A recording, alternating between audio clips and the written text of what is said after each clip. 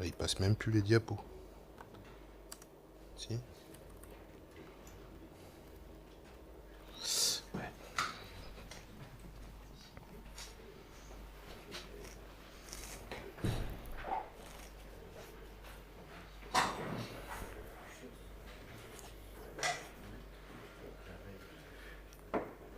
Il va, chef?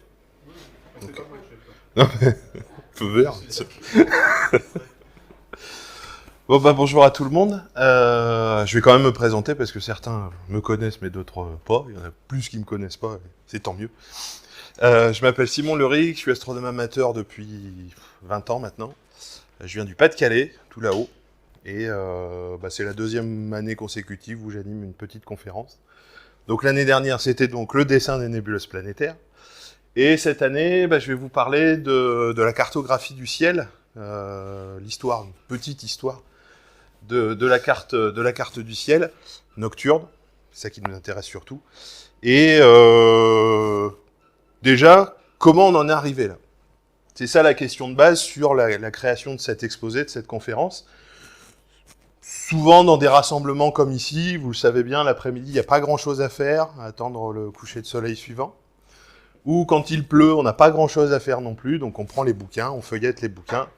Et moi, mon livre de prédilection, mon guide de prédilection pour mes observations, c'est le Pocket Sky Atlas. Voilà, vous connaissez certainement.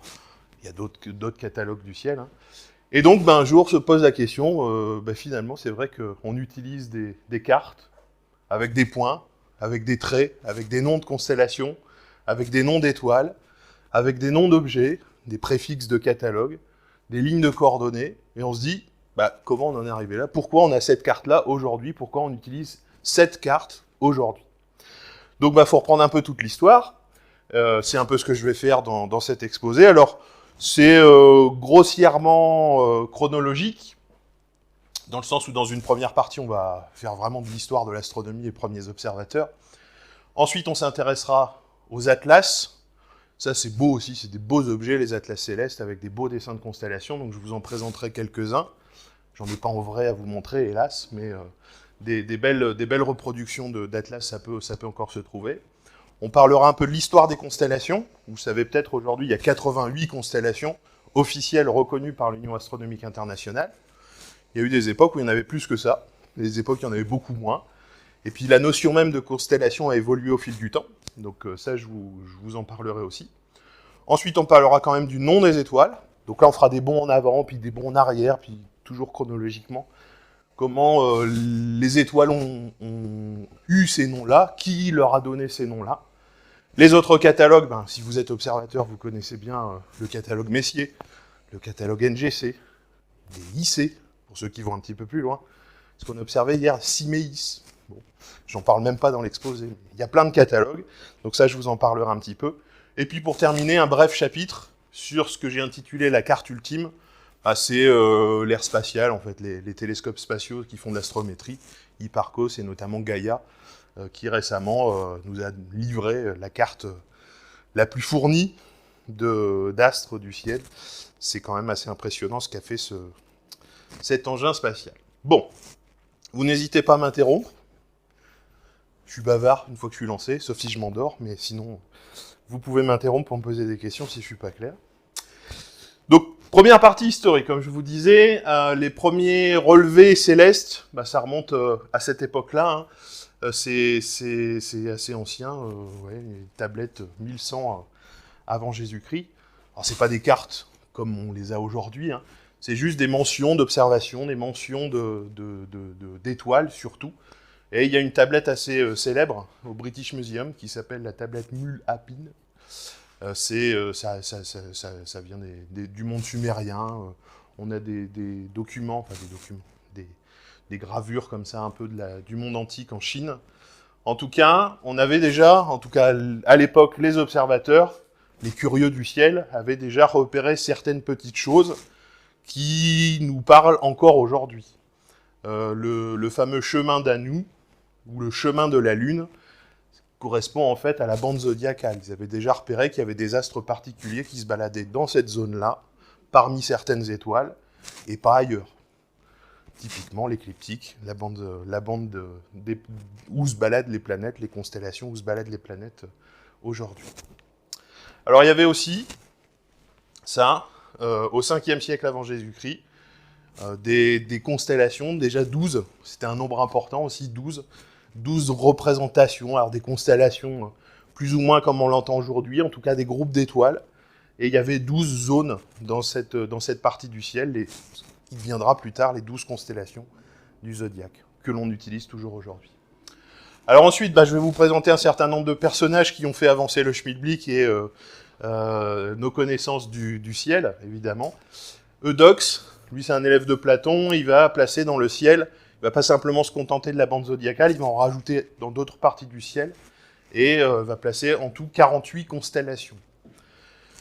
Après, vous voyez, les 12 mois de l'année, on va faire coïncider ça avec les 12 constellations du zodiaque, les 12 zones qui étaient déjà repérées auparavant. Il va faire coïncider ça avec des mois dans notre calendrier. Bon, aujourd'hui, les horoscopes, tout ça, vous connaissez. En tout cas, c'est la vision astrologique de l'écliptique d'aujourd'hui. Ça date de cette époque-là, avec 12 sections sur le ciel. Voilà, c'est ce que j'ai mis en dessous, hein, les références astrologiques, où on place le bélier à l'équinoxe de printemps. Donc ça, c'est Eudoxe. Aratos, toujours un petit peu plus tard, on suit un fil chronologique, avec un ouvrage assez important qu'on appelle les phénomènes. Alors ça, c'est souvent cité, hein, quand on fait de l'histoire de l'astronomie, de l'observation, on parle beaucoup des phénomènes. Alors lui, il va reprendre... Aratos, il va reprendre les idées d'Eudoxe, un certain nombre d'observations et de données d'Eudoxe, et va inventer le principe de catastérisation. C'est un peu les prémices de la mythologie, où on va raconter une histoire d'un personnage, d'un animal qui va finir projeté dans le ciel pour y rester. Voilà d'où viennent l'origine de nos constellations, en tout cas le principe de catastérisation. Ça, c'est important aussi. Commencer à se raconter des histoires et des légendes pour expliquer finalement ce qu'on a représenté dans le ciel. Alors ça, c'est une copie, mais on suppose que y avait déjà des représentations du ciel avec cette projection-là, avec vue peut-être au zénith ou vue polaire peut-être, avec des constellations qui étaient dessinées. Vous voyez, c'est pas forcément des points, hein. Il n'y a pas encore la notion d'étoiles qui sont reliées par des traits pour former des constellations, non. On a juste représenté beaucoup d'animaux, souvent des animaux, quelques personnages, sur cette première, entre guillemets, carte du ciel. Pas vraiment une carte du ciel comme on l'entend aujourd'hui. Ensuite, Ératosthène.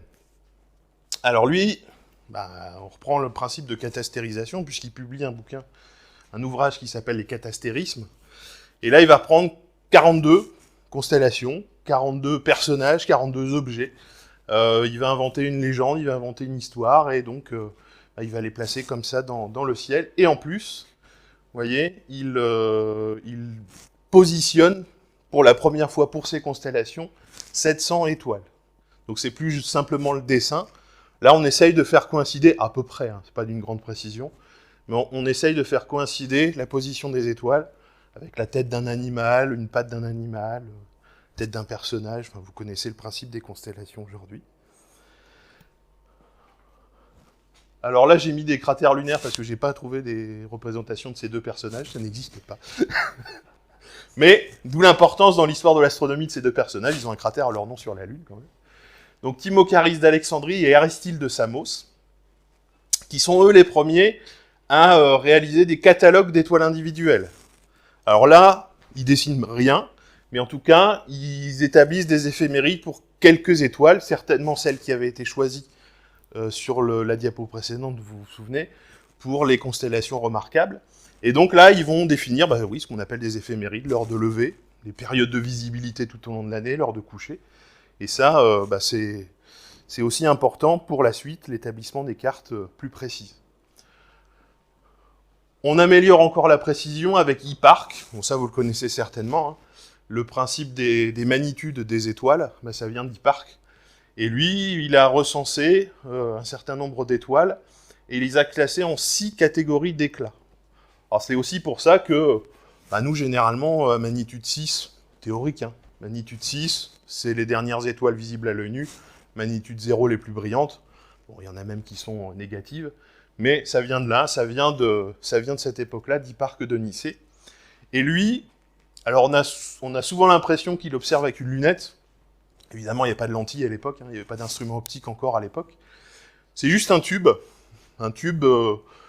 qui lui permet de simplement cibler une petite zone du ciel et d'établir des cartes, quand même assez précises. Isoler une étoile brillante parmi tout le ciel, c'est plus facile de la positionner, de la mesurer.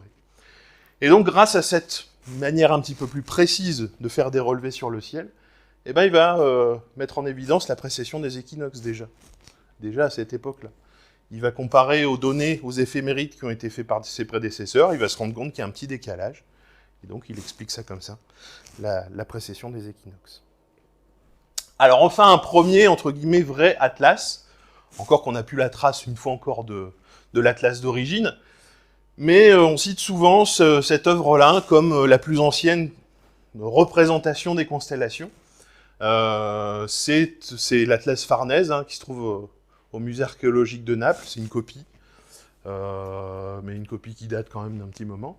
Et là, effectivement, quand on regarde, il y a plein d'études qui ont été faites, plus ou moins farfelues, certaines quand même sérieuses, des études du globe que supporte Atlas, avec des dessins de constellations en bas-relief, et on arrive comme ça à définir les constellations qui sont visibles, et surtout un lieu, parce que vous savez bien qu'ici à Val-de-Rome, on n'a pas tout à fait le même ciel que dans le Pas-de-Calais. Qui a déjà observé le ciel dans le Pas-de-Calais? Non. Toi, oui, je sais. Bon, on gratte un petit peu en latitude. Bien sûr, si on va à l'équateur, c'est plus du tout la même chose. Si on va au pôle, c'est plus du tout la même chose. Donc, avec la représentation de cet atlas, on est capable, c'est une interprétation, mais ça semble concordant, de définir une latitude d'observation. Celui qui a observé ce ciel, il a pu représenter, donc on cible un petit peu, voilà, comme ça, le ciel visible pour un endroit donné. Bon, en fait, on a longtemps cherché dans le monde méditerranéen, grec, etc. Ça, c'est très européen, c'est une vision très européenne. Parce qu'en fait, la plus vieille carte, et à coup sûr, que l'on connaisse aujourd'hui, on l'a trouvée en Chine. Vous voyez, c'est cette carte. Clairement, on a des étoiles qui sont reliées par des traits. Ça ressemble à nos constellations. Alors, c'est pas évidemment les constellations de notre héritage du monde méditerranéen. C'est plutôt des zones, en fait, des zones dans le ciel, des maisons, voilà. Mais on a trouvé des documents avec ces représentations du ciel. Voilà, c'est au début du XXe siècle qu'on a trouvé ça. 257 constellations. Alors, ce que les chercheurs considèrent comme des constellations, c'est simplement un petit regroupement, donc forcément, des constellations, il y en a plein. Mais c'est concordant, hein, on retrouve, alors là je ne saurais pas vous le détailler, mais vous pouvez aller voir sur internet, il y a des analyses assez poussées qui font des concordances avec nos constellations d'aujourd'hui, les zones d'étoiles que l'on repère assez facilement. Et donc 1300 étoiles représentées, et c'est une carte qui date du 7e siècle. À l'heure actuelle, c'est vraiment la représentation du ciel cartographique, céleste, la plus ancienne que l'on connaisse.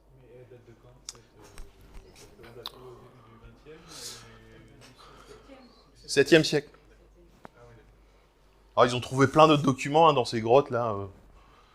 Apparemment, c'est une richesse phénoménale pour la connaissance de ce monde, de cette époque-là. Ouais. Moi, j'y connais pas grand-chose, mais ça ressemblait à ça. Il y a un chouette bouquin, j'en parlais à la fin dans les références bibliographiques, de Jean-Marc Bonnet-Bidot, qui a fait un chouette ouvrage sur l'astronomie en Chine, qui parle justement de choses que l'on ne connaît pas. On n'a pas l'habitude de connaître, mais il parle notamment de cette fameuse carte. Alors, document très important, qui fera référence des siècles, et même à tort, parce qu'on va se baser sur ce document alors que le ciel est changeant, vous le savez bien. Mais il va être très très important, c'est ce fameux Almageste de Ptolémée. Et j'ai été étonné de me rendre compte que la première version française, elle est éditée en 1813. C'est quand même très très très ancien. Bon. Alors dans ce document, c'est des pavés mathématiques, des trucs imbuvables à lire, Ptolémée. Il y a quand même un des livres où il fait la description du ciel avec 1022 étoiles. Donc là, des positions précises de 1022 étoiles, 48 constellations, et c'est celles-là qui vont essentiellement arriver jusqu'à nos jours, ces 48 constellations de Ptolémée. Et voilà, et cet ouvrage va servir de référence pour plein d'autres observateurs, même encore des siècles plus tard. Et c'est là le problème, c'est que les données sont pour un instant données, pour ce moment où Ptolémée a rédigé son ouvrage, mais un siècle plus tard, ça va encore, 2 siècles plus tard, le décalage, il s'amplifie, 3 siècles, etc., etc. Donc il y a des choses forcément qui vont générer des erreurs. Ensuite, on passe plutôt dans le monde arabe, Al-Soufi. Lui, il va, vous voyez, ça commence à ressembler à ce qu'on a l'habitude de connaître, des points, un dessin derrière, bon, bah, ça ressemble à une grande ours. D'ailleurs, c'est la grande ours, hein, sauf qu'elle est représentée à l'envers par rapport à nos représentations aujourd'hui. Il y a d'ailleurs plusieurs atlas qui ont fait cette inversion en miroir. Bon, c'est un choix. Hein. Et lui, donc, il ne va pas simplement se contenter de reprendre bêtement les données de Ptolémée, il va vraiment observer. Il va améliorer la précision des observations pour établir son atlas, le livre des étoiles fixes, la sphère des étoiles fixes. Déjà, on a cette notion en tête, mais ça commence à ressembler à des choses que l'on connaît aujourd'hui. Donc, pour chaque constellation, il fait une description, il représente les étoiles avec des petits chiffres, des petites lettres à côté des étoiles. Il représente l'animal en question, là ça doit être le taureau bien sûr. C'est lui qui aussi va commencer à initier des noms arabes pour les étoiles, qu'on utilise encore aujourd'hui. Un autre personnage important, ça c'est vraiment plus tard, hein, au Moyen-Âge, c'est Ulugh Beg. Alors ça c'est en Ouzbékistan, l'observatoire de Samarcande, vous en avez certainement entendu parler, quelque chose de phénoménal. Des bâtiments gigantesques, des sextants gigantesques, des instruments de mesure vraiment très très grands, et donc très précis. Une cohorte d'observateurs assez phénoménale pour l'époque. Bon, c'était un personnage d'État richissime même. Et donc il avait les moyens pour faire quelque chose de bien et de précis. Et donc il initie les tables sultaniennes qui seront éditées, publiées après sa mort, avec une mesure, mais vraiment très précise, là pour le coup, de 1000 étoiles. Et en Europe, on aura connaissance de ce travail, de ces tables sultaniennes. Et Hevelius, notamment, réutilisera la précision de ces données pour établir un de ces atlas. Voilà pour la partie... J'ai fait vraiment très, très vite sur la partie historique. On va continuer l'histoire, mais cette fois-ci, en parlant des atlas. Alors, c'est aussi pour ça que je me suis intéressé à cette thématique de la cartographie du ciel, parce que j'aime bien les atlas, j'aime bien les cartes. Et là, il y en a vraiment très très beaux. Donc les atlas célestes, c'est souvent des bouquins ambitieux, comme je l'ai écrit. Déjà, éditer des bouquins à l'époque, c'était quand même pas simple. En plus, c'est des bouquins qui ont des données scientifiques importantes. Il y avait la volonté quand même de donner la connaissance actuelle de son temps, et de faire quelque chose de beau, de joli, d'attrayant, voilà, des œuvres d'art. Et c'est vrai qu'il y a certains atlas, c'est presque des œuvres d'art. Donc c'était la volonté de la grande majorité de ceux qui ont réalisé ces atlas. Alors le premier d'entre eux, l'un des premiers, en tout cas notable, l'Astronomicum Caesarum, jamais fait de latin, vient de Appianus. Alors lui, vous voyez, ce que je disais avec Ptolémée, il reprend les données de Ptolémée. Donc forcément, il y a des erreurs, parce que c'est publié en 1540, donc il y a forcément des erreurs. Bon, peu importe. Alors il y a quelque chose d'amusant sur cet atlas, qui nous rappelle nos trucs d'aujourd'hui, nos cartes d'aujourd'hui, c'est qu'il y a des systèmes de Volvel, des petits disques mobiles qui tournent, et on pouvait faire coïncider une heure pour avoir l'aspect du ciel, comme nos cartes mobiles que l'on a aujourd'hui encore. Bon, c'est un des rares atlas célestes à fonctionner de cette manière-là. Alors celui-là est assez connu, l'uranométria. Souvent, quand on fait des recherches sur Internet, on a des illustrations des constellations avec les dessins de Johannes Bayer, de l'uranométria. Alors lui, il n'est pas astronome pro, c'est un amateur, très éclairé. Il se base sur les mesures de Tycho. Et vous voyez, 1005 étoiles sont positionnées sur 51 cartes. 48 pour chaque constellation, et je crois que les 3 qui restent, c'est une vue de l'hémisphère nord complet, une vue de l'hémisphère sud, puis je sais plus trop ce qu'il y a. Alors les personnages, ils sont de dos. Et ça, j'ai cherché partout l'explication. Les personnages, ils sont représentés de dos, alors que la plupart des constellations aujourd'hui, on voit bien leur visage, tout ça. Bon. Ça, j'ai pas compris. J'ai cherché, j'ai pas trouvé. Mais bon, voilà. Et chose importante dont on reviendra un peu plus tard, c'est la dénomination de Bayer. Cette manière de nommer les étoiles, vous le savez, alpha, bêta, gamma, etc. Ça vient de cet atlas-là. Et puis c'est joli, voilà. Les premiers atlas, ça ressemble à ça. La grande ours, là c'est à l'endroit, enfin, par rapport à nous. Voilà, les vues générales. Voilà, représenter la bande écliptique, hein. La bande zodiacale, là où se baladaient les planètes, était déjà représentée. Puis vous voyez, il y a déjà un certain nombre de lignes de coordonnées aussi. La carte, elle n'est pas faite n'importe comment. Et dans l'uranométria, il y a aussi pour la première fois une représentation du ciel austral qu'on commençait à explorer à cette époque-là, avec un œil scientifique, qu'un œil d'explorateur, on va dire. Et on avait un ciel complètement nouveau qu'on ne connaissait pas jusque-là. Alors, petite parenthèse dans l'histoire avec cet atlas-là. Donc, en 1627, un pape commande à Julius Schiller un atlas christianisé. Parce que pour eux, à l'époque, c'est un scandale d'avoir des trucs de païens dans le ciel.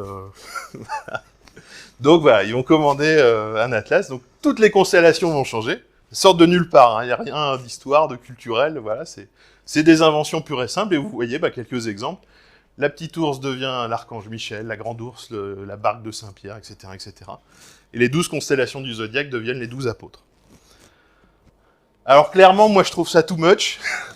Il y en a partout, on voit rien, on comprend rien. Bon, c'est peut-être mon côté anticlérical primaire, mais voilà, ça ressemble à ça. Ça a existé, faut le savoir. Et là, on retrouve la constellation du cygne, voilà, c'est la croix. Là, je sais plus ce que c'est. Bon. C'est amusant, hein. Ouais, voilà. Bah ouais. C'est des choses qui n'ont pas duré longtemps, des tentatives qui n'ont pas duré longtemps. Alors la vision chrétienne du ciel, elle a été reprise dans cet atlas, mais en fait, lui, il a fait tout. C'est quelque chose que vous connaissez certainement, celui-là, parce qu'il y a eu des rééditions il n'y a pas très très longtemps, il y a 10 ans. L'atlas d'Andreas Cellarius.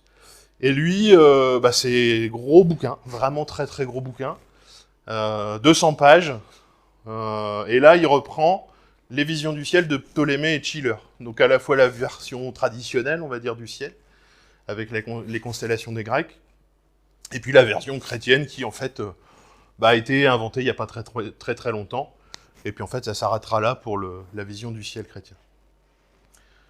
Il y a des belles planches aussi sur les visions du monde. Il y a des planches aussi d'explication de phénomènes astronomiques, les phases de lune, les éclipses. Oh, c'est joli, moi je trouve ça plus joli que en couleur. Et encore une fois, c'est beau, mais c'est scientifiquement correct. On met la position des étoiles telle qu'elle est connue. Si on découvre des nébuleuses, on les ajoute là-dedans. Voilà, c'est une vision artistique, mais vraiment scientifique du ciel, des connaissances scientifiques de cette époque-là. Bon, c'est un peu plus chargé. Voilà, ça, c'est la version de Schiller.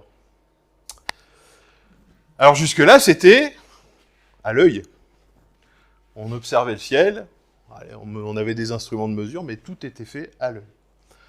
Bien sûr, Galilée arrive, va tourner sa lunette vers le ciel, et puis là, c'est parti, hein, l'amélioration des techniques d'observation, des lunettes, des instruments de précision, des micromètres, des lunettes méridiennes, etc., etc. Donc non seulement on va voir de plus en plus d'astres, des étoiles qui n'étaient pas visibles à l'œil nu sont désormais accessibles avec un instrument, mais la précision augmente également. Positionner une étoile, eh ben, quand on a une lunette méridienne, quand on a un système d'horlogerie très précis, une grande monture graduée très précisément, eh ben, c'est sûr que ça commence à devenir un peu plus compliqué pour positionner les étoiles sur des cartes. Il y en a de plus en plus. Bon. Hevelius, dont j'ai parlé tout à l'heure, reprend les données d'Ulugh-Beg, aussi les données de Kepler, et vous voyez, place dans son atlas 1564 étoiles, 59 constellations. Il en invente 11 nouvelles, qui vont être conservées en partie. Voilà, bon. Et là, la grande ours, elle est à l'envers. Si je dis pas de bêtises. Oui. Ouais. Bah, c'est soit on se projette, on est dans la sphère céleste, soit on est à l'extérieur. Alors, Flamsteed, lui, il est important parce qu'il va aussi offrir une autre désignation des étoiles. Il y avait Bayer, il y a Flamsteed. Ça, quand vous regardez sur votre atlas, bah, évidemment, vous allez voir des petits numéros. Bah, ça vient de ce monsieur-là. Alors lui, il est astronome royal, fondateur de l'observatoire de Greenwich. Il a un caractère de cochon. Il est un peu trop pointilleux, on va dire. Et donc, il n'arrivera jamais à publier son catalogue avant sa mort. Parce qu'il veut sans arrêt vérifier, revérifier. Et même s'il est poussé par d'autres astronomes, par la royauté britannique, parce qu'il compte quand même l'intérêt d'un atlas céleste, aussi pour l'Empire britannique, c'est de voyager, voilà, de connaître bien le ciel. Pour la navigation, c'est quelque chose d'important. Eh ben non, il rechigne et finalement, il verra jamais la fin de son atlas. Il est publié par sa veuve en 1729. 60 par 50 cm, donc ça fait quand même des gros bouquins, encore une fois. 3000 étoiles, donc on augmente encore le chiffre. Alors 3000, ça paraît impressionnant, mais en fait, quand on voit le Pocket Sky Atlas aujourd'hui, il y en a infiniment plus. Et il y a une initiative en France par Jean Fortin qui va se débrouiller pour récupérer les cartes, les plans, les épreuves du catalogue d'origine et va en faire une version un petit peu plus petite et qu'il va pouvoir diffuser plus largement. Le fameux atlas Fortin-Flamsteed. Ensuite, on a Doppelmayr. Lui, pour la première fois, il va rajouter des observations de la Lune. Et une première carte de la Lune. Donc ça, je ferai un autre... je suis en train de travailler sur une autre conférence. Un autre sujet, la sélénographie, l'histoire de la sélénographie. Qui donc démarre à peu près à cette époque-là et qui se termine aujourd'hui. Alors le vrai titre de son atlas, c'est ça. Bon, tout est dit. Alors ça, c'est un autre ouvrage important, l'Uranographia de Bode. 1801, là, on commence à se rapprocher des temps modernes. 20 planches, 100 constellations, quelques-unes de plus. Et là, on commence à placer des objets de ciel profond. Il n'y a plus que des étoiles. Bon, il y en avait déjà vraiment quelques-unes. Hein. La galaxie d'Andromède était représentée sur des cartes parce que c'est visible à l'œil nu, mais là, on va au-delà. Donc 2500 nébuleuses et vous voyez plus de 17 000 étoiles jusqu'à la magnitude 8. C'est un travail monumental. Pour l'époque, c'est un travail de dingue. Ah, ça ressemble à ça. Donc ça commence à se charger, là. Alors c'est bien fait quand même parce que les dessins des constellations, ils sont de plus en plus pâles, ils sont vraiment en arrière-plan et on sent vraiment que c'est les étoiles qui importent.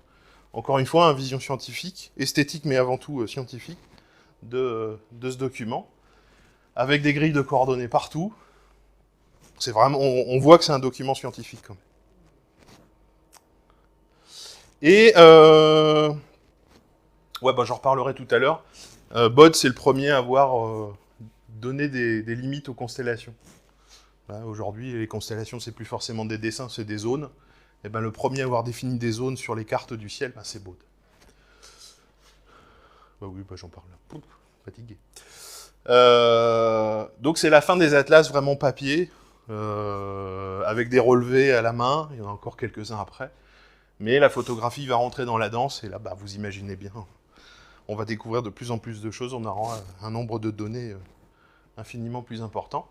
Il y a quand même quelques atlas qui vont être édités, publiés par la suite, mais à des vocations vraiment là plutôt pédagogiques, pour les enfants, pour de la culture populaire, on va dire, de faire découvrir le ciel par des beaux objets, par des atlas.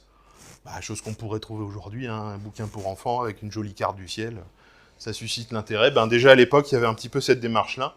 Et là, bah, vous avez deux exemples d'atlas célestes, Jamison et Burritt aux États-Unis, qui publient des atlas. Alors, sur les constellations. Bon.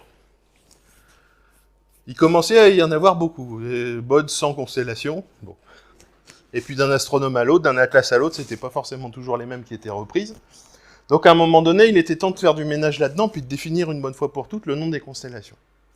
Et c'est un travail qui a été confié par l'Union astronomique internationale, un astronome belge qui s'appelle Eugène Delporte, et ça date de 1929, je crois. Ça s'est fait en 2 temps. Dans un premier temps, il a défini le nom des constellations, et dans un second temps, il a défini ces fameuses zones des constellations.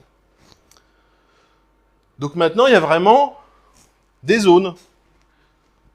Avant, c'était juste des dessins, c'était juste des traits entre des étoiles. Maintenant, pour l'Union astronomique internationale, une constellation, c'est une zone du ciel.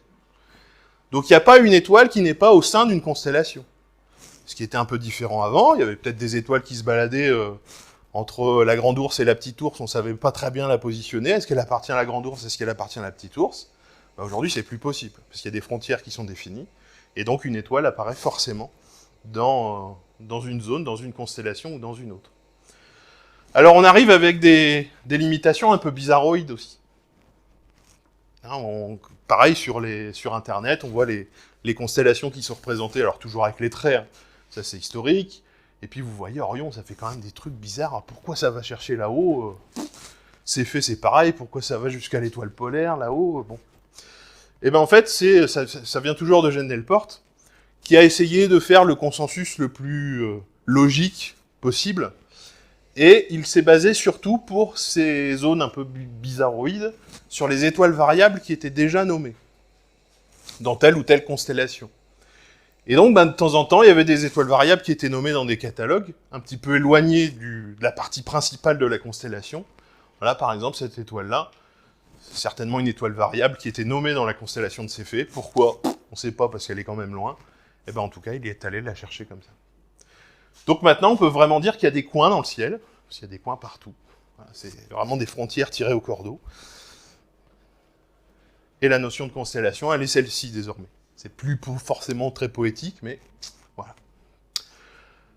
Alors les 88 constellations définies par Eugène Delporte, voilà leur origine. 47 sur les 48 de Ptolémée. Je vous parlerai de celle qui a disparu.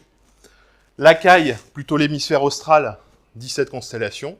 Bayer 12, Hevelius 7, Plancius 4, et Brahe une seule. Bayer, j'ai pas trouvé sa photo. Alors les constellations, bah, en tout cas certainement l'hémisphère nord, vous les connaissez beaucoup, ouais. Et puis dans l'hémisphère sud, il y a des noms un peu étranges. Voilà. La machine pneumatique, le burin. Bon. Des fois, il y a des choses un peu... Ah, faut creuser un petit peu pour comprendre pourquoi il y a ça dans le ciel. Ah, la machine pneumatique, j'adore. Ouais, c'est génial. Je pense que c'est la plus belle, ça, la machine pneumatique. Ouais. Bon, après, il y a des trucs plus sympas, hein, l'oiseau de paradis, le loup.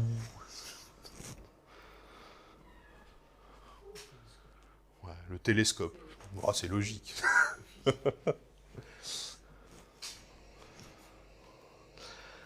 Alors, il y a 2 constellations hommages.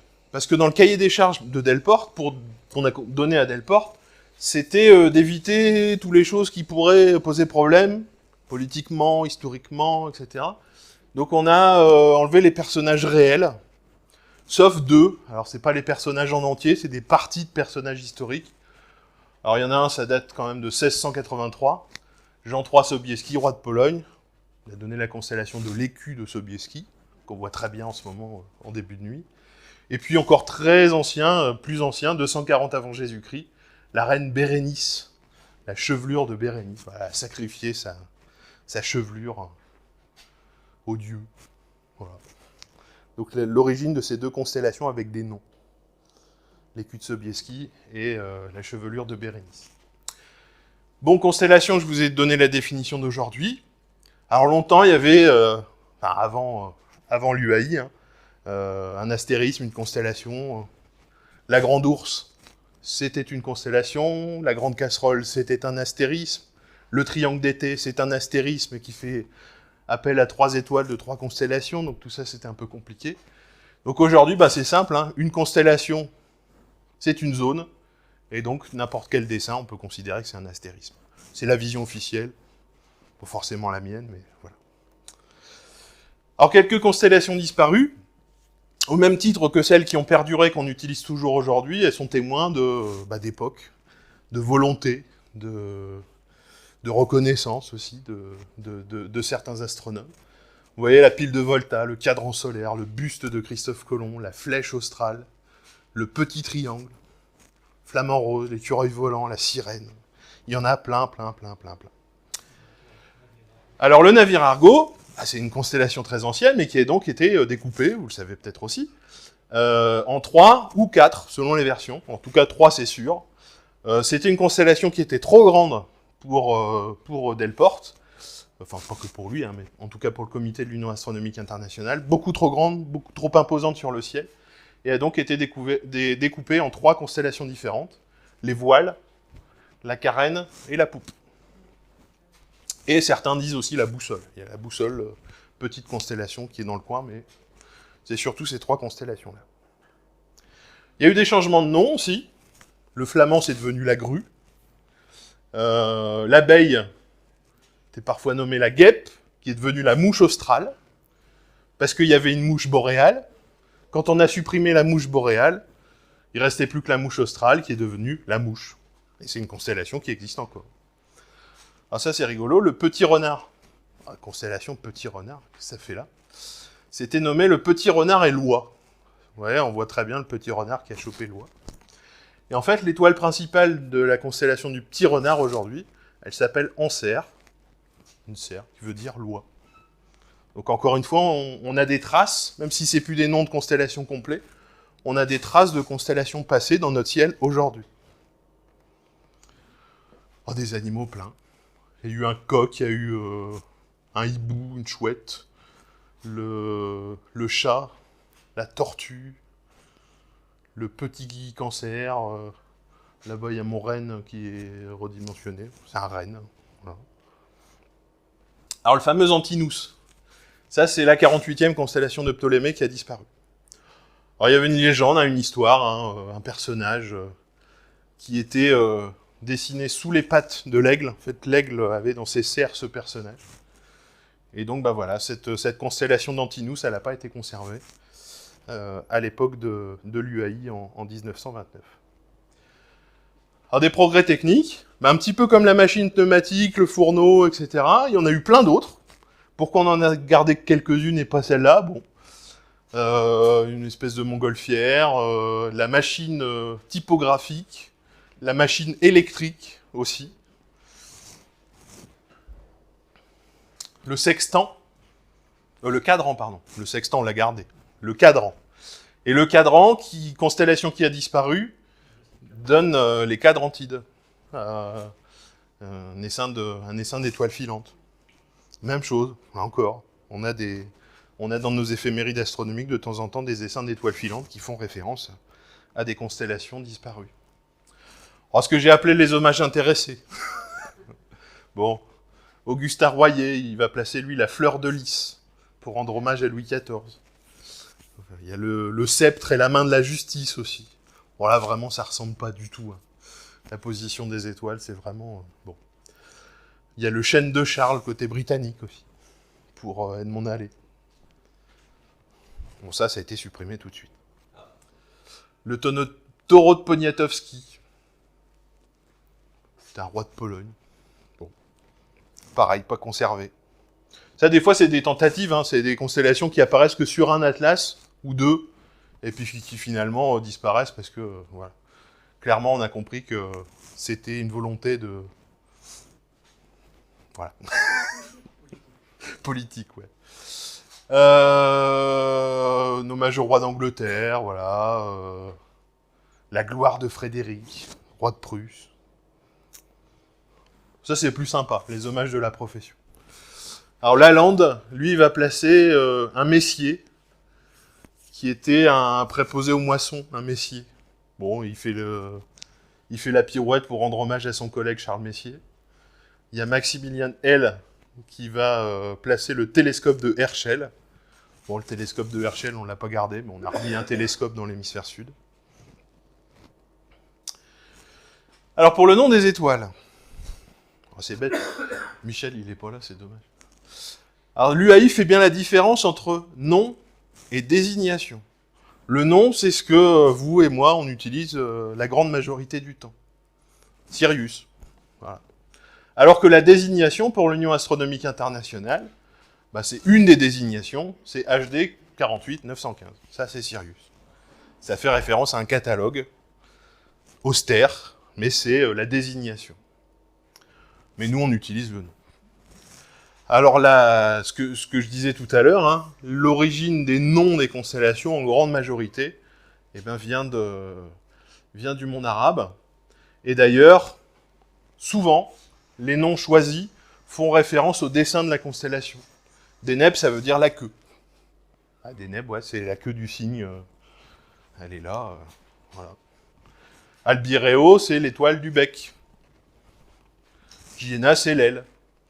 Il y a aussi des noms d'étoiles qui font référence à la constellation entière. Acrabe dans le Scorpion, bah, ça veut dire le Scorpion. Amal, ça veut dire le Bélier. Arcturus, le gardien de l'ours. Ça, si vous avez fait un peu de planétarium, d'animation de Nuit des étoiles, bah, souvent on raconte les histoires de la grande ours. Des 7 bœufs aussi, plusieurs représentations de constellations. Et donc Arcturus, bah, c'était un bouvier, le gardien des bœufs, le gardien des 7 bœufs. Il y a quelques noms latins, il n'y en a pas beaucoup, il y en a quelques-uns. Cor Caroli, cœur de Charles. Il y a des hommages qui ont quand même réussi à persister. Voilà. Ça vient de Edmond Halley. Capella, la chèvre. Alors pour les Arabes, c'est Al-Rakib, qui veut dire le cocher, mais c'est Capella qui est resté. Alors j'ai découvert aussi récemment, je n'ai pas découvert, mais il y a, je l'ai pas mis en diapo, mais vous irez voir dans la constellation du Dauphin, il y a 2 étoiles avec des noms un peu étranges. Il y en a une, c'est Rotanef. Et en fait, c'est des hommages aussi. Il faut inverser les lettres, et ça donne le nom d'astronome. Et c'est passé. Alors, les fameuses lettres de Bayer. Donc, dans l'uranométria, vous voyez, les belles étoiles sont représentées avec des aigrettes. Et il y a alpha, mu, lambda. Il y a un certain nombre de lettres grecques qui sont comme ça représentées sur les représentations de l'Atlas de Bayer. Et en fait, Bayer, lui, il a inventé cette manière de nommer les étoiles brillantes alpha. Il les classait par magnitude, en fait. Alpha, bêta la deuxième, gamma la troisième, etc., etc. Alors, quand on regarde d'un petit peu plus près, ça marche pas toujours. C'est globalement fait comme ça, mais c'est pas d'une précision très scientifique non plus. D'ailleurs, il le reconnaît lui-même, hein. Il a pris certaines libertés pour nommer ses étoiles. Les étoiles du Sagittaire et de la Balance, il les a notées au hasard. Certainement que depuis l'Allemagne, le Sagittaire, il l'avait très bas sur l'horizon, il l'a pas vraiment bien observé. Et donc il a nommé les étoiles un peu au hasard. Tuban du Dragon, c'est pas l'étoile la plus brillante, loin de là, mais elle est importante parce que c'était la fameuse étoile polaire, avant l'étoile polaire d'aujourd'hui, il y a 4000 ans. Donc il a considéré qu'elle était importante, il le décrit lui-même, et donc il l'a nommée Alpha, à la place de l'étoile la plus brillante de la constellation du Dragon.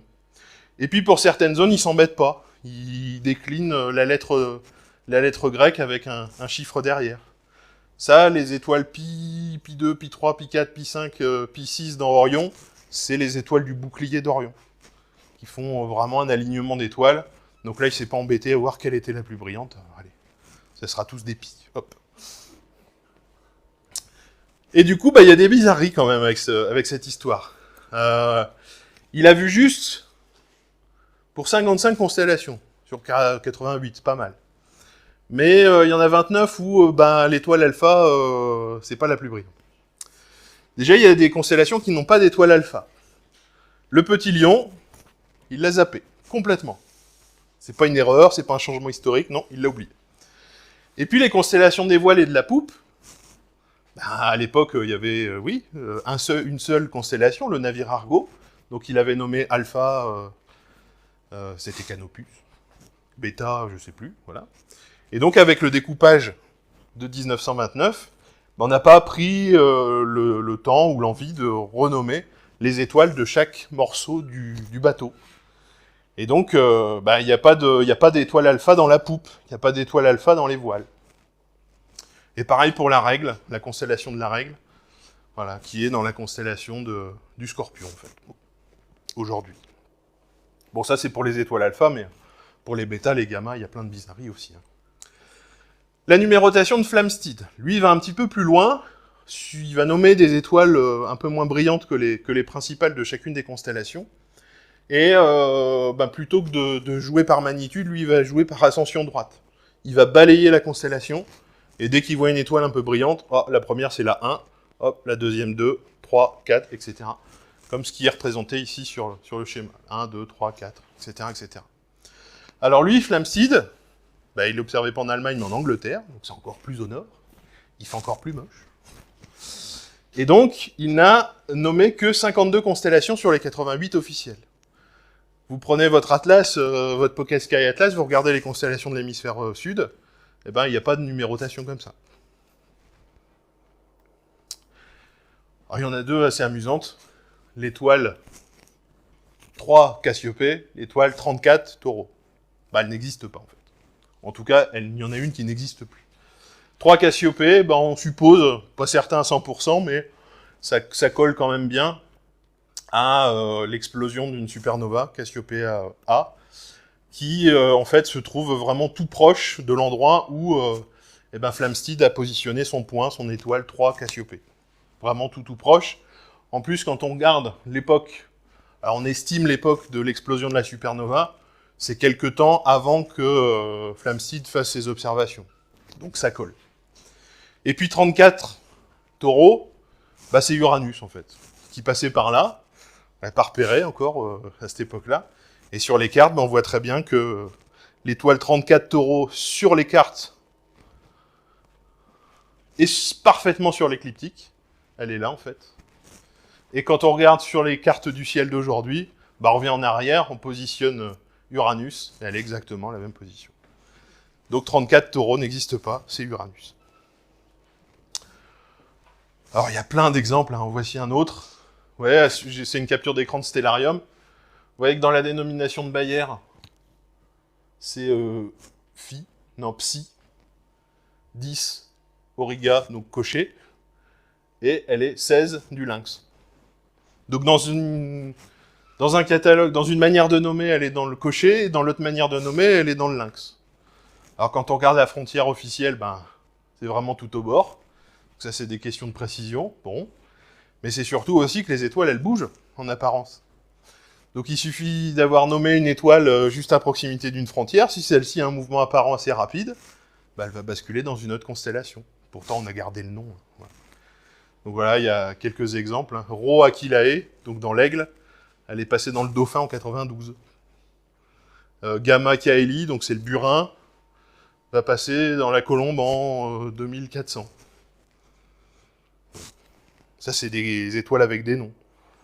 Avec des désignations, on s'en fiche un petit peu. Alors, on continue les catalogues d'étoiles. Mais là, avec, du coup, l'apport de la photographie.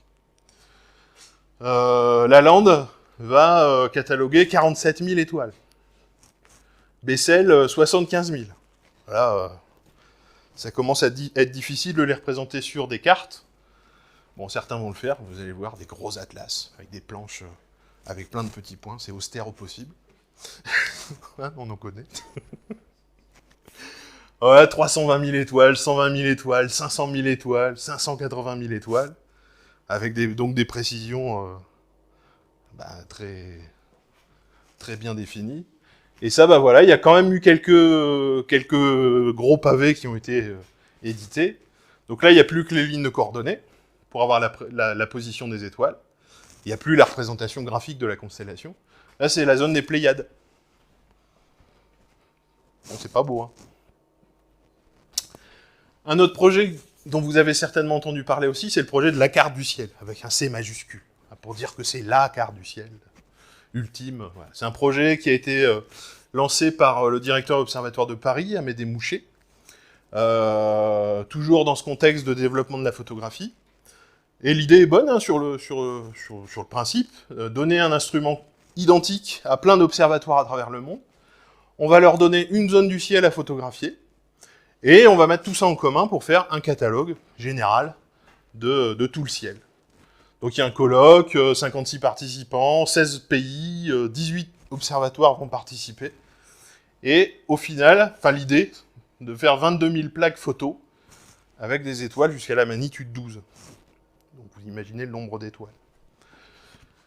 Donc ça va de Greenwich jusqu'à Melbourne. Et vous voyez, il y a plein d'observatoires à travers le monde. Et ben ça donne ce genre de résultat. Alors là on voit pas très bien, mais on a les grilles. Ah, c'est des grilles très serrées, hein, pour vraiment avoir la position précise. Et ben le projet, on va dire qu'il y a des observatoires qui sont sérieux, et puis il y en a d'autres qui traînent un peu la patte, notamment les observatoires français, qui se disent ouais c'est long, c'est chronophage, on ne voit pas de résultats. Au même moment, l'astronomie physique, notamment à Meudon, se développe, l'astrophysique. C'est plus intéressant que mettre des plaques photographiques pendant des heures pour voir des petits points. Et le projet est officiellement abandonné en 1970. C'est quand même récent. Alors heureusement, les données collectées, même si le projet n'a pas abouti à 100%, les données sont toujours utilisées pour mettre en évidence justement le mouvement de certaines étoiles. Alors les catalogues photos, il y en a eu plein au cours du XXe siècle. Alors, voilà quelques exemples. Encore une fois, l'amélioration des techniques, le diamètre des instruments fait que on va chercher des étoiles de plus en plus faibles en magnitude, des objets de plus en plus faibles aussi, et la précision augmente d'autant. Alors le dernier catalogue papier, avec voilà, vous voyez l'épaisseur du bouquin, il y a je ne sais pas combien de volumes, et là il n'y a pas de carte, c'est juste des données avec les coordonnées des étoiles. 260 000 objets, le SAO. Et ça aussi, le SAO, quand vous allez sur Stellarium ou sur Carte du ciel, vous cliquez sur une étoile au pif, il y a des références à ces désignations-là. SAO, HD, HR, BD, c'est ce qu'on va retrouver sur... ça vient de ces programmes d'observation photographique-là. Et donc, pour montrer, là, Betelgeuse, son nom, a plein de désignations. Alpha Orionis, ça c'est Bayer. Bon, il y a certainement une Flamsteed que j'ai pas notée. Après, il y a HR, BD, HD, SAO, PPM, etc., etc., etc. Donc là, ça devient pas drôle du tout. Alors ça, c'était que les étoiles. En tout cas, les points. Des catalogues d'étoiles doubles aussi. Beaucoup d'observateurs d'étoiles doubles qui ont fait des catalogues complets avec des mesures très précises. Struve, Burnham, Aitken, en France, Paul Couteau, Robert Jonquer. On vient du Nord, nous on a un observatoire à Lille, où l'instrument a été utilisé notamment par ce monsieur Robert Jonquer, qui était un fanat d'étoiles doubles. C'est l'un des plus grands observateurs d'étoiles doubles au monde, et son catalogue, j'en ai un dans ma bibliothèque, voilà, c'est des... c'est des données, des chiffres absolument infâmes. Voilà. Et puis ça, j'avais mis pour André, c'est un copain à nous qui est président de l'association Jonquer, les Amis de l'Observatoire de Lille, qui, encore aujourd'hui, c'était pour vous montrer qu'on crée des catalogues. Parce que lui, il a découvert des étoiles doubles depuis le centre-ville de Lille, avec la lunette, historique, et l'Union astronomique internationale a validé un certain nombre de ses découvertes. Donc il y a encore des catalogues d'objets qui se créent aujourd'hui. Alors les étoiles doubles, C'est cet organisme-là qui gère les données, le WDS, Washington Double Star, aux États-Unis. Et il y a des informations sur 150 000 étoiles doubles, mais pour 1,5 million de mesures. C'est assez phénoménal. Mais c'est rien comparé au reste. Alors les étoiles variables sont aussi nommées d'une certaine manière. Même chose, vous pouvez les retrouver sur des atlas. Il y a des R des fois. R Léporis, une des plus célèbres, dans le lièvre. Des étoiles variables, souvent rouges. Donc ça aussi, il y a une manière de nommer les étoiles variables. C'est pas par hasard. Ça se fait pas n'importe comment. Et puis les catalogues d'objets de ciel profond. Alors il y a quelques catalogues généralistes, c'est les plus connus. Mais en fait, des catalogues généralistes qui intègrent des amas d'étoiles, des nébuleuses, des galaxies, il y en a très peu. C'est souvent des catalogues thématiques. Et là, ben, quel que soit le type d'objet, on va trouver plein de choses. Hein. Les catalogues d'amas ouverts, King, Melod, Dolids, Dolidze, Dimse, Leshvili, Barkatova, Tombeau, Perek et Koutek, les PK, les fameuses nébuleuses planétaires PK, Perek et Koutek, Abel aussi. Les amas globulaires, Palomar, on en trouve un petit peu dans nos atlas. Et puis il y a des nébuleuses, bien sûr, des amas de galaxies, des galaxies en interaction. Tout ça sont des catalogues officiellement reconnus par l'UAI. Et quand vous avez un nom de catalogue que vous ne connaissez pas, vous regardez un peu sur Internet, vous allez savoir ce que c'est comme type d'objet. Alors pour les objets transitoires, alors ça c'est plus forcément sur nos atlas papier, mais bien sûr on utilise tous plus ou moins un ordinateur ou un smartphone, avec des logiciels de cartographie qui actualisent vraiment au quotidien les données sur des comètes, sur des astéroïdes. Et bien là aussi les noms ont des règles à respecter sur les comètes, ça peut être les découvreurs, les co-découvreurs. Les astéroïdes, c'est des propositions des découvreurs qui sont validées par le Minor Planet Center. Les supernovas, il n'y a pas de nom, mais ça dépend du moment où on va observer la supernova. Dans l'année, la semaine, la quinzaine. Donc ça a des explications aussi. Et puis les traits, les fameux traits sur vos atlas, sur vos cartes, les coordonnées, ça on les oublie. Il y a plusieurs types de coordonnées. Les coordonnées célestes, il y a les équatoriales qu'on connaît bien, il y a les azimutales qu'on utilise un peu moins, puis il y a aussi des coordonnées galactiques. Et là, en fait, en fonction du type d'objet, ça a un intérêt aussi. On ne voit pas du tout les lignes. Bon, c'est dommage. Bon, simplement, les coordonnées célestes, les coordonnées équatoriales, si vous avez des montures équatoriales, forcément, ça vous parle. En ascension droite et en déclinaison. C'est un peu une projection des latitudes et des longitudes terrestres. On projette ça sur le ciel, sur la voûte céleste, et on a les coordonnées d'un objet. Ça, pour la grande majorité des objets qu'on va observer, c'est important de connaître les coordonnées équatoriales. Il y a des coordonnées écliptiques, basées sur le système solaire. Ça, c'est plutôt pour les astéroïdes, pour les comètes. C'est parfois intéressant de connaître les coordonnées écliptiques pour savoir dans quelle zone elle va être la comète, si elle va être plutôt visible chez nous dans l'hémisphère nord ou si elle va être carrément dans l'hémisphère sud. Les coordonnées galactiques, c'est vraiment quand on fait de la recherche. Hein.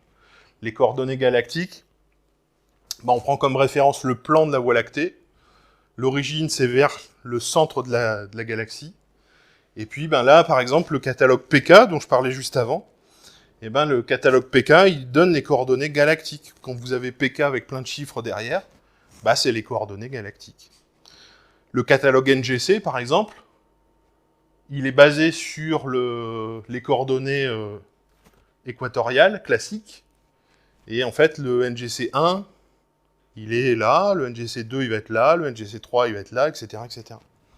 Donc quand on commence à manipuler beaucoup ce catalogue NGC, on sait que NGC 4565, il va être dans telle zone. Donc NGC 4566, avec un peu de bol, il est pas loin. Sauf si on n'a pas de bol, il est dans l'hémisphère sud. Mais on arrive à cibler un peu les saisons. Une saisonnalité sur le catalogue NGC.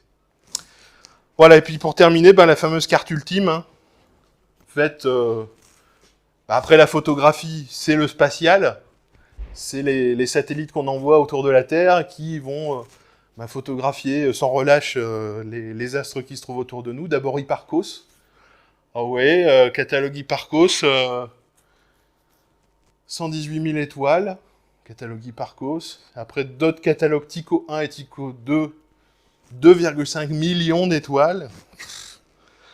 Alors il y a le logiciel Carte du ciel, que vous connaissez. Vous pouvez ajouter des catalogues annexes. Vous pouvez ajouter le Tycho 1 et le Tycho 2. Et ça, c'est super quand vous faites du jalonnement ou de la photo. Là, vous avez vraiment une précision. Le champ que vous observez, il y a vraiment toutes les petites étoiles. Hein. Là, vous êtes sûr, du coup, c'est assez pratique. Et puis, donc, Gaïa, hein, qui a publié déjà un certain nombre de données, un certain nombre de catalogues, des astres jusqu'à la magnitude 20. Imaginez. Magnitude 20. Et là, ça se compte en milliards. C'est assez dingue. Et Gaïa est tellement précise que le temps de sa mission, entre le début et la fin de sa mission, a pu mettre en évidence des mouvements. Donc on interpole, on va plus loin. On est capable de voir... Ah, c'est pas fini, oui, c'est pas fini, oui. On est capable de voir la dynamique des étoiles, donc la dynamique de notre environnement stellaire. Et là, c'est une photo d'un des deux nuages de Magellan. Avec les traits, on extrapole sur je sais plus combien de millénaires. Et donc on a les choses en mouvement, on peut mettre les choses en... cette nouvelle perspective du mouvement des étoiles. Et le truc le plus dingue, c'est que vous avez un smartphone qui traîne.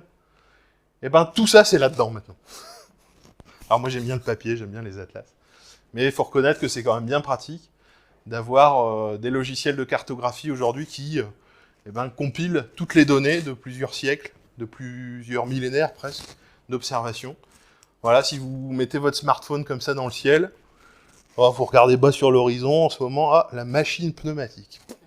Vous saurez d'où ça vient, la machine pneumatique, donc c'est assez intéressant. Bon, la sélénographie, j'en parlerai l'année prochaine. Alors, ce superbe bouquin, qui a été fait par un cartographe américain, qui a compilé justement beaucoup des catalogues, des atlas que je vous ai montrés ici. Vraiment très beau, en plus un format assez sympa. Ératosthène, là, pour les mythes, les catastérisations, ça, il est pas mal. Un bouquin généraliste d'un copain, Olivier Moreau, qui parle de ces notions d'étoiles alpha, bêta, etc. Le bouquin dont je parlais tout à l'heure sur l'astronomie chinoise.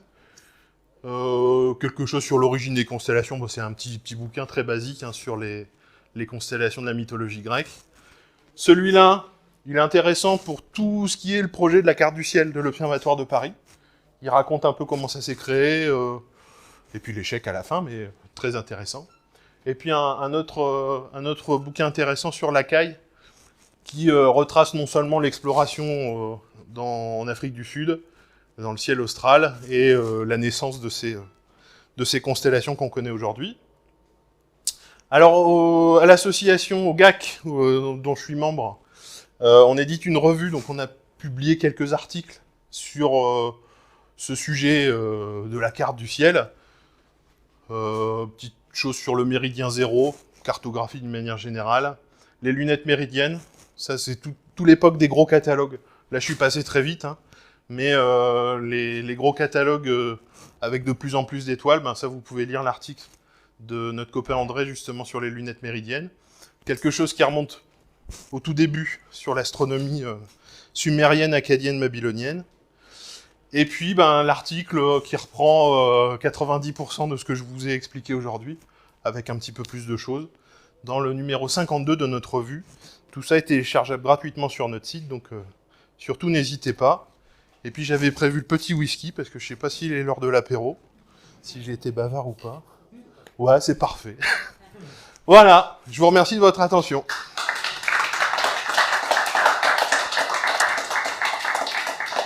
Est-ce que vous avez des questions? Ouais. Oui, l'histoire des 12 constellations là, du zodiaque, là, on trouve ça dans plusieurs régions du monde. C'est un hasard, il y a une communication entre elles. Je sais qu'il y avait des histoires de 12 c'était un chiffre important parce que c'était divisible par 4, par 3, par 6. Donc ça, ouais. Ouais. Il y a ce truc-là, ouais. Ouais. Et puis les 12 lunaisons aussi. Globalement, les 12 lunaisons dans une année, le chiffre 12 était important, à peu près. Hein. S'il y a 12 mois dans une année, bah, c'est à cause de, pareil, d'une origine astronomique. Après, il n'y a pas une explication précise, ferme et définitive, mais on retrouve vraiment ce découpage en 12 constellations. Et puis 12 constellations, si je dis pas de bêtises, ça représente 30 degrés sur le cercle. Donc ça aussi, c'était important, le 30. Donc voilà, des explications comme ça. Ouais. Alors j'ai deux questions jumelles. Ouais. Pour les faire, je vais faire un petit calcul. Je suis nul en maths. Un second, c'est 360 degrés. Un degré, c'est 3600 Ouais. secondes d'arc. Un tour, c'est 1 280 Ouais. secondes d'arc.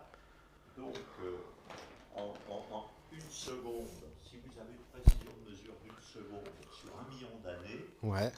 vos mouvements propres, ça fait une précision de 300 degrés, c'est lamentable, on voit rien. En revanche, si vous avez une précision d'une milliseconde d'arc sur 1 milliard d'années, Mmh. vous avez toujours les 300 degrés. C'est toujours mauvais. Mais Gaïa, c'est pas une milliseconde d'arc, c'est un micro. Ouais, microseconde d'arc. Ouais. Ouais. Et puis alors là, si vous continuez les règles de 3, bon, dans le catalogue, il y a des étoiles à 1 micro. Soyons sérieux, restons à 10 micros. Et bien, sur 1 milliard d'années, ça vous fait 3 degrés de précision. Ouais. Donc 3 degrés, Ah bah c'est bien. pas mal. Ouais. Donc, ma question, c'est quand est-ce que vous nous refaites il y a une des vues là qui était déjà une amorce où on voit des étoiles. Ouais. Quand est-ce que Qui change de constellation. au fur et à mesure Ah ouais. pour nous et puis l'autre, alors une question la question qui va avec, c'est finalement là je suis pas très net, le système des constellations de l'EI, c'est dans quel système? Bah c'est la voûte céleste de toute façon, donc Mais quel système? ils s'en fichent du système. Enfin, c'est équatorial. C'est équatorial. Équatorial. Parce que de toute façon, si on raisonne en azimutal, ça dépend du lieu où vous êtes. En équatorial, c'est quel système? J2000? Ah ouais, je crois que c'est ça, ouais. Ouais, donc J2. Enfin, l'origine, c'est pas J2000, c'est 1900. Ouais, c'est 1900. Ouais. Ça dérive, ah ouais. Et puis, alors, une question accessoire, c'est quand on voit la précision de Gaïa et les missions spatiales, il y a des temps de domaine dans lesquels on se fiche complètement des coordonnées équatoriales. Nous, on en a besoin pour nos télescopes, des Ouais. coordonnées équatoriales. Ouais. Mais il y a des temps de domaine dans lesquels on s'en fiche. Ah bah ouais. On utilise des coordonnées galactiques. Ouais. Donc la question, c'est notre brave système J2000, on est déjà en 2023. Ouais. Il y avait J 1950. Est-ce qu'on sait Je crois qu'il l'actualise tous les 50 ans. Je crois que c'est une norme, non? Il l'actualisera pas? Ils ont transformé le système J2000 avec des nouveaux repères qui sont des quasars extrêmement lointains et c'est figé. Le système de repères est considéré. Il est considéré comme figé, ouais. Ok. Voilà. Et il y a un nom pour ça, j'ai oublié le terme, Ouais. mais sur Stellarium on le voit en bas. Et donc il n'y aura pas de 2050, etc. Donc à chaque fois, mais en pratique, dans un certain nombre d'années, nos petits-enfants, Mais avec ça les sera mesures toujours équatoriales, Ça il sera- faudra qu'ils fassent des calculs de précision. Ouais, déjà Ouais. maintenant. Puis, Encore une fois, on n'a pas besoin d'une précision. Bah, pas pour nos pratiques quotidiennes. et puis alors, moi j'ai juste une remarque là, c'est bon, Gaïa c'est très bien, mais ce qui est aussi fantastique pour les atlas, c'est quand même Aladdin. Oui. 20 000 Ouais. atlas. Ouais. Et Aladdin, le plus fantastique, c'est que Ah, il connaît au bout tout. du compte, Il connaît c'est facile tout. à utiliser. Ah ouais. On fait une recherche sur une nébuleuse, un truc obscur, on n'a jamais entendu parler, il connaît. Hein. C'est fabuleux. Ouais. Alors pour revenir à la première question, là, sur la dynamique, le mouvement des étoiles, les planétariums aujourd'hui, je connais bien le milieu, ils ont des systèmes tellement précis, on peut avancer dans le temps, revenir dans le temps, on voit la déformation des constellations, mais c'est pas juste esthétique. C'est vraiment des données scientifiques, et on voit par exemple comment la Grande Ourse va se déformer. Si on veut regarder dans une zone à une frontière précise entre deux constellations, on peut voir quelles étoiles vont changer de constellation ou d'autres. Mais ça prend encore en compte les données récentes de Gaïa. Si on a encore une seconde, Ouais. alors ça, je ne l'avais pas noté, ça vient de faire penser. Avec la précision des données de Gaïa, eh ben, on sait où sont les étoiles dans la galaxie avec une autre précision. Ouais. Donc on peut calculer le ciel d'un observateur Ouais. dans une étoile, par exemple, Ouais. de l'autre côté du centre de la galaxie. Alors J'avais commencé- l'autre côté du centre de la galaxie, c'est complexe. Hein. Dans notre environnement proche quand même. Hein. Pas proche. avec une hypothèse, c'est qu'il n'y a pas d'absorption interstellaire. Ouais. Bon. Et je m'étais amusé à faire ça pour la grande ours, parce que finalement, elles sont grosso modo à la même distance. Il n'y en a qu'une qui est... Alors c'est amusant, parce que ben, on retrouve Mhm. la grande ours, mais à l'envers. Ouais, ouais. Mais j'aimerais savoir si est-ce que ça existerait tout fait. J'ai abandonné.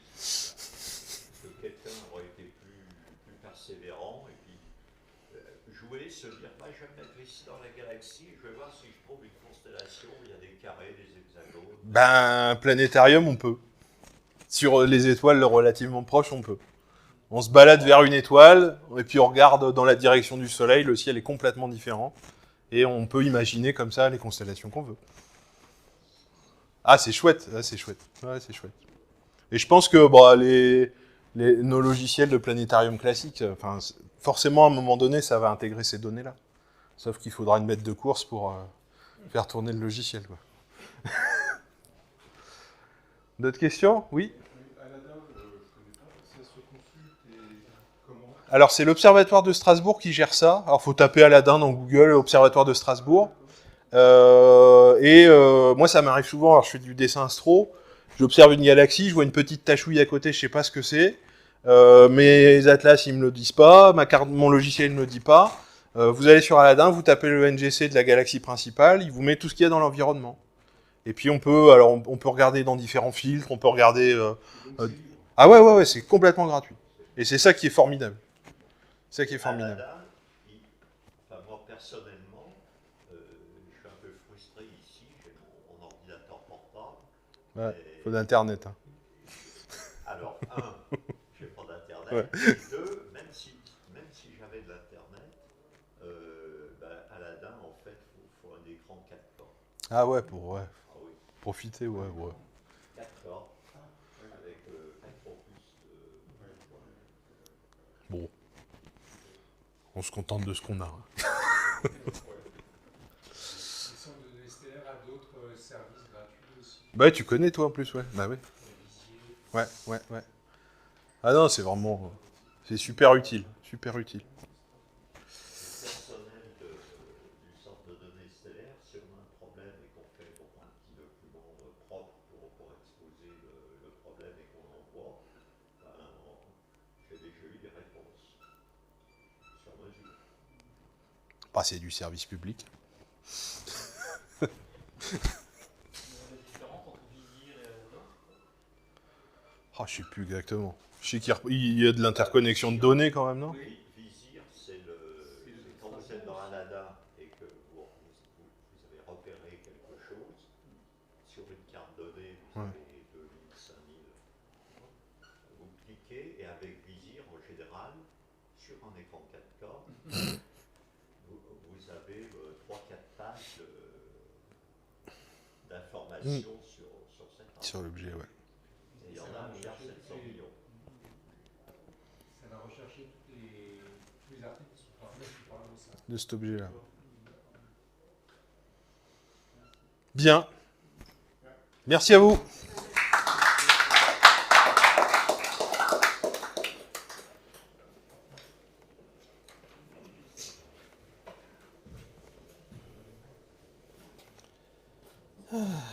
C'est bien. Hein? C'était bien Bon, passionnant, bien illustré. Tant mieux. Un plaisir. Oh, j'en ai toujours fait. Ça m'a toujours intéressé, ouais. Ouais. Ah oui. Je vais partir avec. Des fois, j'oublie. Attends. Ah ouais, je laisse faire.